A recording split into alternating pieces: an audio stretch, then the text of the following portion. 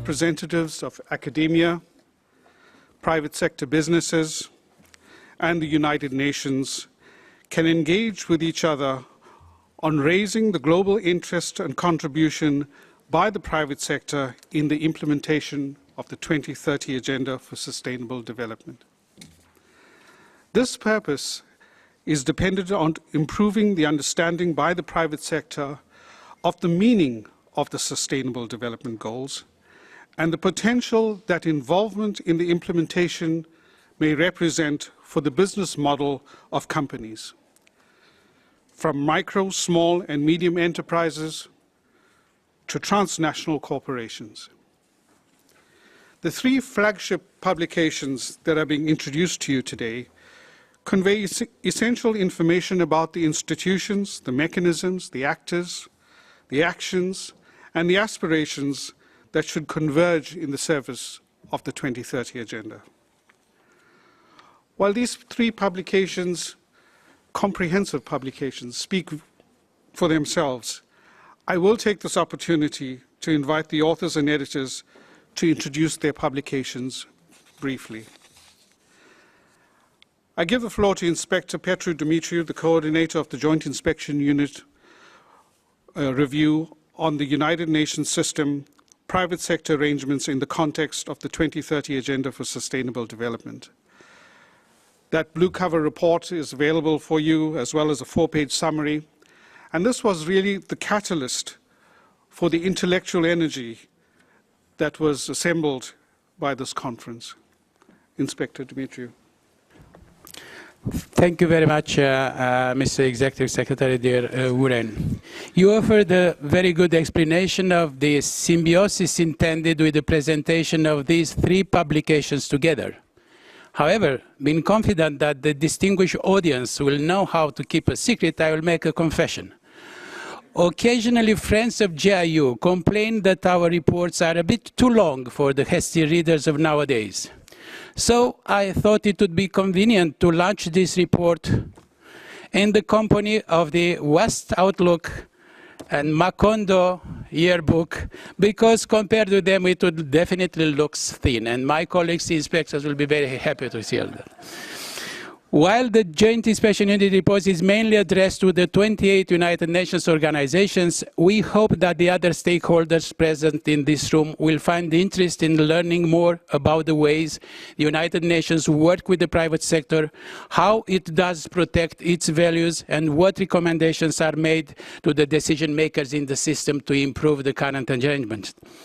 I hope that this report is self-explanatory, as you are obviously converted to the cause of sustainable development and of engaging the private sector. I will focus on the recommendations only. The report addresses 12 formal recommendations. The General Assembly was recommended to consider an update of the guidelines on a principle-based approach to the cooperation between the United Nations and the business sector, and of the current mandate of the Global Compact. The Economic and Social Council was called to invite the executive secretaries of the regional economic commissions to initiate a systematic and regular consultative dialogue with the private sector at regional level. The Secretary General, in his capacity as head of the United Nations Secretariat, is called to streamline and clarify the division of labor and the specific lines of responsibility and accountability in the Secretariat, when it's about providing advice on, guide and facilitate partnerships with the private sector.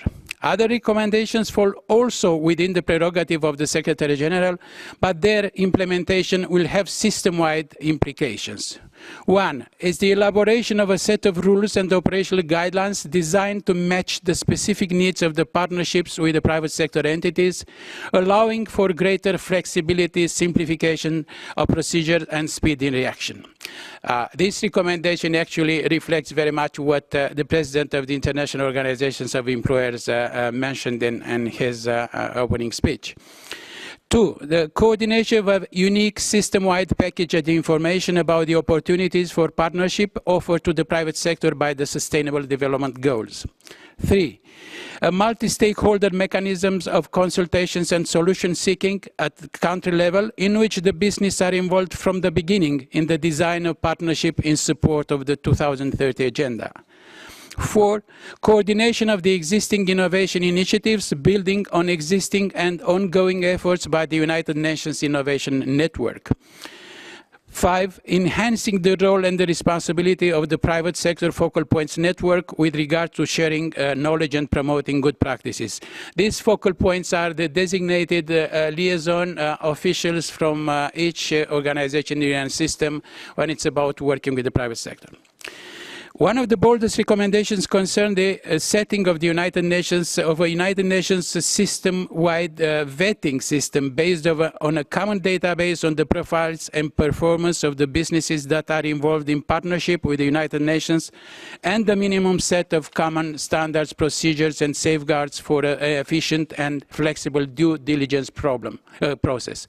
For those who are not familiar with these vetting procedures, I would just say in a few words that not any company can work with the United Nations in view of the treasure of values and principles that the United Nations carries on. The United Nations Knowledge Center for Sustainable Development, in cooperation with the International Trade Center, is expected to create a system-wide online platform to facilitate communication with and among micro, small, and medium-sized enterprises. These recommendations are modest, but realistic and feasible. Nevertheless, the cumulative impact of their implementation system-wide is expected to produce considerable improvement of efficiency, transparency, and attractiveness of existing institutional arrangements, rules, and policies, able to facilitate an enhanced engagement of the private sector in the achievement of the Sustainable Development Goals. So we do consider that the Joint Inspection Unit it is an extra argument in the hands of the private sector and in the hands of the United Nations system organizations, as well as a cluster of recommendations that may improve indeed the existing arrangements. Thank you for your attention. Thank you very much, Inspector Dumitriu. It is my pleasure now to invite Dr. Allam Ahmed, President of the World Association for Sustainable Development, which is based at the University of Sussex. This organization is one of the most important knowledge producers and knowledge brokers, and whose main aspiration is to bring sustainability concepts and actions to the developing countries. Dr. Allam. Okay, thank you very much, Chair. Thank you. The World Sustainable Development Outlook, we introduced this publication in 2004 in Edinburgh when we had our second. Ron McQueen, I don't know if he's here, one of the idea when we came as an academic, as I said, in 1999, then 2000, all those academics, we were discussing one issue. At that time, everyone talks about sustainable development. Either he talks about it from engineering perspective, or medical perspective, or economic perspective, or social perspective. And we said we have to bring all people together in one academic publication. And the problem was all journals, they have to be specialized. This is about engineering, this is about accounting, marketing. So we started with one journal, but we realized the journal, which is quite our flagship journal called World Review, and that now is called World Journal of Science, Technology, and Sustainable Development, does not capture things like issues to do with accounting, Islamic finance, we will hear about it, HR, public health, and so on. So we introduce these publications on the basis it will allow all people to come together in one academic piece, or this outlook, but from the perspective and dimensions of their own discipline. So if you go through this paper, you will find a paper from about cancer research being now led by Queen Mary University in London and Imperial, which is a remarkable work.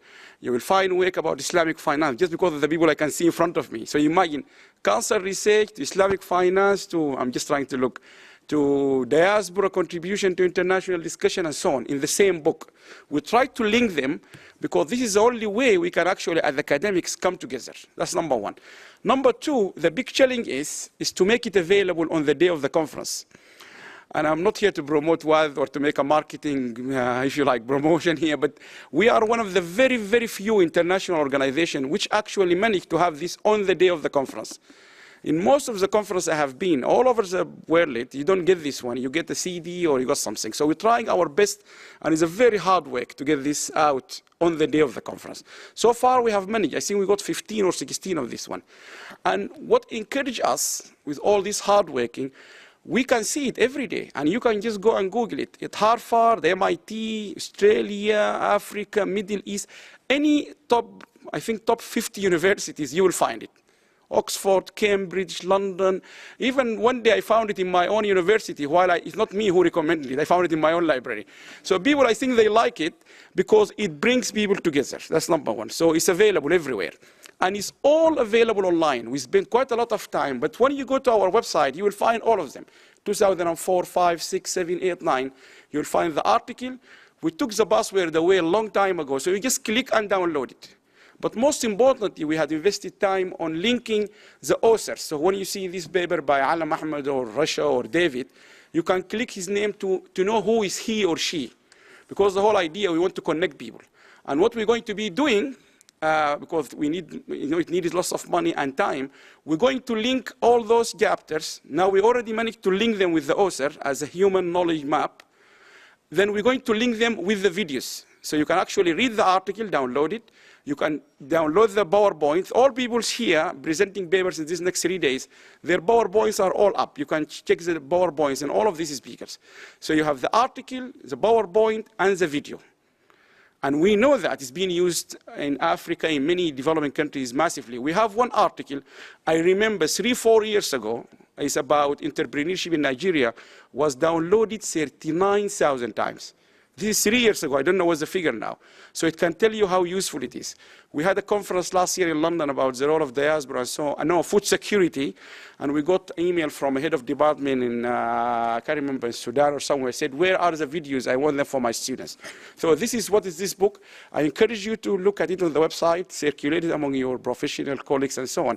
The way we do it, every year we choose one topic relating to sustainable development. So this year, which was all, we are very grateful to Petru, who is the one who invited us to consider this topic. So this topic came from him. And then we said, yes, we have never discussed public-private partnership. So we choose the topic, and then we open it up to anyone. So in every outlook, you will find there is a bias. So more paper will be more to the main topic, and then you'll find other papers. So in 2007, for example, when we went to Australia, the outlook is about knowledge management and sustainable development back in 2007. So if you see the article, predominantly knowledge management, IT, but then you will still find public health engineering. And this is the beauty of this book. So we have done on public-private partnership, knowledge management, international scientific cooperation, resilience, and when we went to St. Lucia, when we went to Atlantic City, we discussed another topic. The topic has to be very much relevant to the local community. So when we go to Australia, that was the topic. So this is how these publications, another study is available. And I would like here, I know I did that already, but there's so many people, you haven't seen them and you will not see them. I keep saying to people, the people who design this cover, like Vicky Trainer in Brighton, you didn't see her here. This is a hard work. We've got designers, graphic designer, typesetter, Joseph, Karsikian, many people, you don't see them, but actually they work very hard to get this one. Maybe you only know Janet because you communicate with her every day, but there's so many, many people behind this one. And the last question, we are trying to make everything online. Yes, the reason we keep printing it in hard copy, because we know for many people in developing countries, they keep telling us, Allam, still is better to have hard copy because internet downloading a PDF is, I know if you travel a lot, you can see it. I remember when we were in Bahrain, the lady from the World Bank, she was in a mission somewhere in Africa. She struggled to open emails. So we know that for facts. That's why we're trying to also make a hard copy. And finally, it's not about announcement, but we are working very closely now with, because we have to print it. We might be printing it next year. We will try this year. Also, Petru connected us with William and other people in the Netherlands. We didn't manage because of the time scale. But now, I don't know if you all know, people are printing on stone and recyclable agricultural waste. So our mission now, everything we print will be in a 100% either stone or, I have seen the books, very nice books, either on stone or in a recyclable agricultural waste, because we should be leading by examples. And once we have done that, all universities here, we will come back to you and we say, we have done it, you have to do it. So we will expect all universities to follow us, to bring everything in recyclable waste, agricultural waste, or stone. And the books look beautiful. And the most significant about these books, when William sent them to me, you can smell something. There is no smell here. The agricultural waste, you can smell something, like you are walking in the garden or something. So I will stop here and thank you very much. Thank you very much, Dr. Ahmed. I'm looking forward more to see the stone copy of it than the, the agricultural waste. I now invite Dr. Elmer Lenzen. Dr. Lenzen is the president of the Macondo Foundation, is a communication strategist with deep knowledge of both the private sector and the 2030 Agenda. He's the editor of a yearbook on relations between business and United Nations activities, and the most recent publication is aptly titled Sustainability in Troubled Times. Dr. Lenzen. Thank you. Thank you very much for the invitation and the opportunity to speak to you. Our book doesn't smell either, so we have to work on it. So nevertheless, I'm very impressed by this location. I'm impressed by the quality of the speakers before me, young and old. And I'm also impressed by your patience, because I know you're all hungry and I'm the last hurdle before lunch. So thanks for your attention. I'm here to present you a book published in 2017. And let us have a short look into the content, but also an outlook where this flagship document is going next. Sustainability in Troubled Times is the title of this yearbook edition. So the question is, what is so worrying about our times? I want to talk to you about the word future. In my childhood, future was an innocent word, full of expectations, utopias, and dreams. Maybe we were naive, but in our minds, a globalized world then was a place of collaboration, of cohesion, and togetherness. And today? Today, the world is becoming more and more fragmented. Globalization has become a substitute for the discomfort with everything that goes wrong. When you look at the media, you see that many people fear terrorism, they fear this kind of globalization we see, they fear a faster seeming world that many of us no longer understand. People fear future. Everyone retires to his Wagenburg, and nationalism is a safe harbor for the dangers outside. So the latest global risk report of the World Economic Forum speaks plain text. It complains, among others, three things. First, a profound social instability due to unfair distribution of prosperity. And this leads to rising populism, a crisis of democratic forces, and especially political parties, as you see.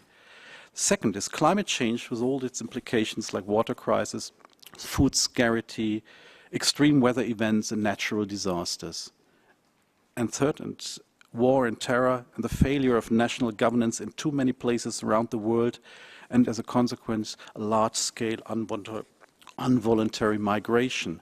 Much, maybe everything I mentioned here, relates to sustainability issues.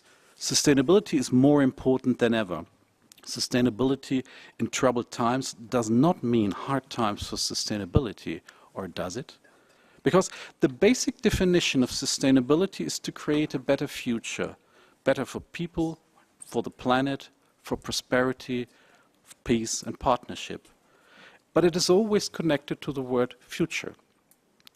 So what happens if future no longer is a promise for everyone? People elect politicians who promise that everything will stay as it is. People fight to preserve the status quo.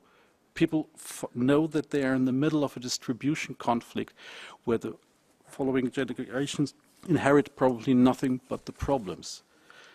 And sustainability? Well, you would tell me now, all the risk mentions in the WEF report can only be solved on a global scale. Correct. Therefore, multilateralism, where the UN stands for, collaboration and cohesion, are needed more urgently than ever. Correct.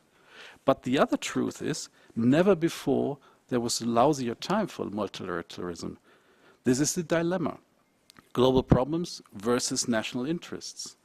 America first, Germany, where I come from first, China first, whatever country. I see a lot of country plates first. Everyone would say my country first, but actually no one says sustainability first. Maybe we have to learn to think in a post-globalized sustainability category. But how does such a post-globalized sustainability category look like? Well, there are many, many excellent experts here. I think we should and could discuss this during the next days. I do not have a magic formula, but I made a quite interesting observation. At the Bonn Climate Conference last year, we could observe some very interesting new alliances. There were cities, regions, states from the USA openly opposing their own federal government, the Trump administration. There were communities, NGOs, celebrities from Hollywood, companies, and state representatives jointly organizing side events. All this dissolved, almost blasted the UN concept and definition of Conference of the Parties, COP. Georg Kell, the founding director of the UN Global Compact, writes in the yearbook, "People power and bottom-up processes matter more than ever today." He is absolutely right. Such asymmetric alliances and asymmetric partnerships have an enormous potential. But how do they work? Who are the stakeholders? And what does this mean for a UN system and its models of cooperation, especially with the private sector? This is stuff to discuss during this conference. This brings me to the second and final part of my speech. The book, under the title Sustainability in Troubled Times, was the 9th and last edition of the Global Compact International Yearbook. We started in 2009 in advance of the 10th anniversary of the Global Compact. The idea was a kind of public-private partnership endorsed and keenly supported by Georg Kell and his team then. The editorial concept is that of a grassroots publication by participants for participants. In the center was always the idea of shared learning and giving voice to a strong regional and global actors that are in the heart of any sustainability agenda. Today, we feel committed to bigger goals, namely the global goals. They are the blueprint for any qualified sustainability communication. Therefore, from this year on, we will continue as an independent publication committed to the global goals, and we are interested in broader and new alliances. I heartily invite you to join us. What we can offer you is a yearbook that is globally distributed and has an outreach of around about 400,000 people reading it each year. This is an impressive leverage for the SDGs. This is real firepower, to speak so. I speak to you today in my function as the chair of the Macondo Foundation. We are a non-profit organization publishing this book. I invite you to cooperate. I do not want to talk to you about money. Well, you have some, talk to me, we find a solution. I'm rather interested in your know-how, your counsel, in your experience. We do not have much time left. The year 2030 is almost there. We do not have time for silo thinking, for rivalries, for jealousy, and double work. Now it's time to tackle. We should learn to work as a team. This is the spirit of our Global Goals Yearbook. This must be the purpose of this conference. Thank you for your attention. Thank you very much, Dr. Lenzen. Distinguished delegates, I get the sense that you're all eager to jump up and ask questions, but I'm going to ask you to hold that. I would ask rather that you take some time to look at the materials that were introduced by the three panelists on the flagship documents and engage with them as they are panelists in the sessions that will follow, and save your questions for those sessions.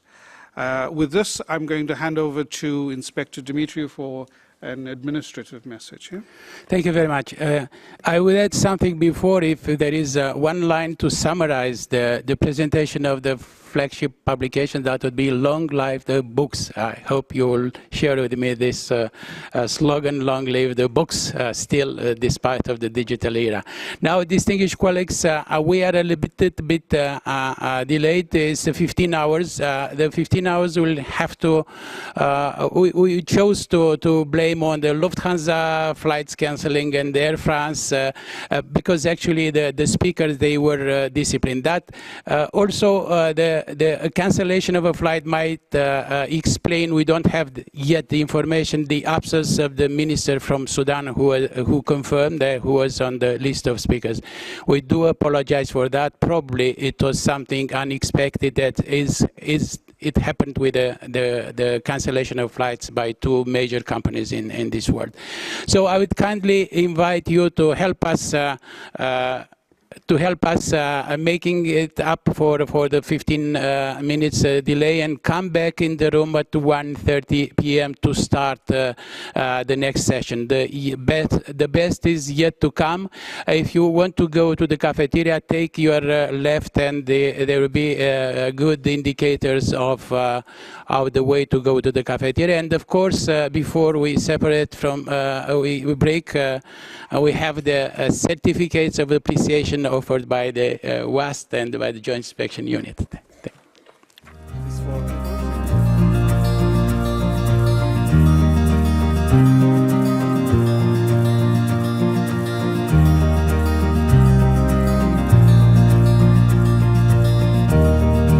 So please remember, if we all help and do a little bit, it will make a big difference.